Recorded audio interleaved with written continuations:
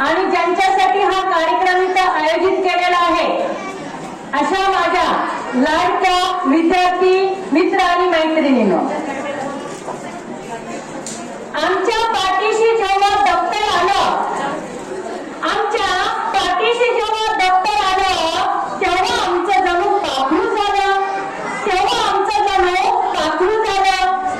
आकाशी भरारी घ्यायची कशी ते शिकवलं गेलं, आकाशी भरारी घ्यायची कशी ते शिकवलं गेलं आणि ज्ञानाच्या चौकातून आम्हाला फिरवलं गेलं आणि ज्ञानाच्या चौकातून आम्हाला फिरवलं गेलं. तोच चौक बघण्याची पुन्हा सवय लागली आहे, तोच चौक बघण्याची पुन्हा सवय लागली आहे. येऊ नये पण घरट्यातून जाण्याची वेळ आली आहे, पण येऊ नये घरट्यातून जाण्याची वेळ आली आहे. नकोशी ती जिव्हारी तळमळ लागली आहे, नकोशी ती जिव्हारी तळमळ लागली आहे, पण घरट्यातून जाण्याची वेळ आली आहे, पण घरट्यातून जाण्याची वेळ आली आहे. माझ्या लाडक्या मित्र आणि मैत्रिणींनो, जेव्हा तुम्ही या शाळेमध्ये आलात, शाळेमध्ये आल्यानंतर तुम्हाला या शाळेमध्ये सर्व काही शिकवलं गेलं, पण तुम्ही आता या घरट्यामधून उडून जाणार आहात. जाता जाता एक थोडंसं हितगुज तुमच्याशी साधावं म्हणून मी तुमच्या पुढे उभी आहे.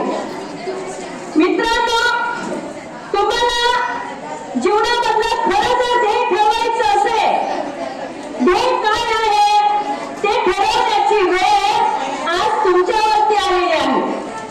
कारण आतापर्यंत तुमच्या जीवनामध्ये 1ली ते 10वी ही एकच वाट होती.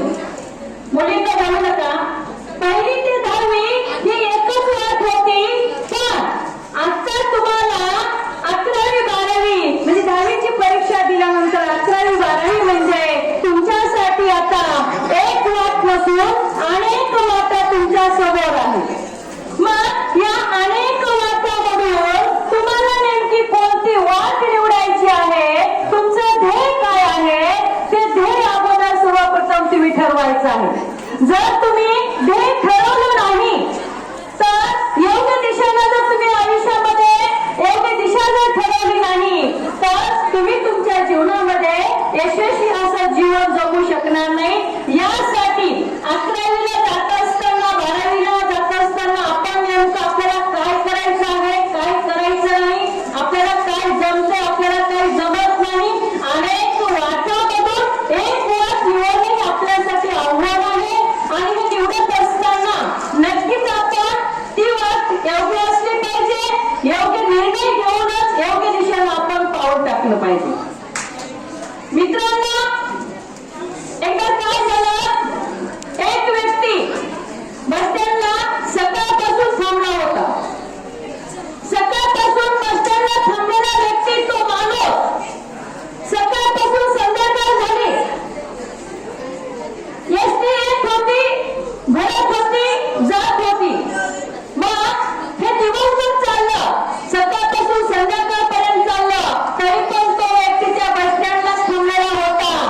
तो कोणत्याही गाडीमध्ये बसला नाही, तो कोणत्याही गाडीनं गावाला गेला नाही. मग शेवटी अंधार पडल्यानंतर, संध्याकाळ झाल्यानंतर एक व्यक्ती सहज त्या व्यक्तीला विचारला, अरे बाबा, तू इथे का थांबलास, कशासाठी थांबलास, काय शोधत आहेस, तुला कुठे जायचं आहे, काय करायचं आहे, कोणत्या गावाला जायचं आहे, तुला मी सकाळपासून इथं पाहत आहे पण तू आणखीही कुठे गेलाच नाही, आहे तिथंच आहेस, नेमकं काय पाहिजे तुला, काय शोधत आहेस, तू कोणाला शोधत आहेस, तुला कोणत्या गावाला जायचं आहे, असे अनेक प्रश्न तो व्यक्ती त्या व्यक्तीला विचारत होता.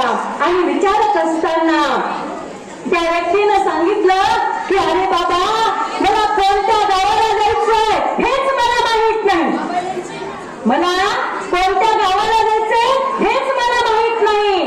म्हणून त्या माणसाची अवस्था, त्याला गाडी कुठली लागलेली नाही, कारण त्यानं निश्चित केलं नाही, त्याला माहित नाही की त्याला नेमकं कोणत्या गावाला जायचंय.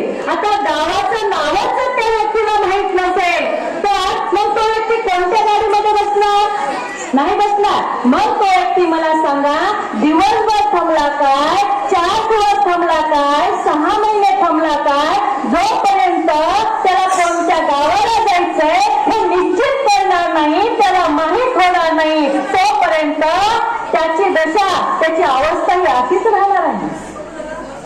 दुसरी गोष्ट सांगते, एक व्यक्ती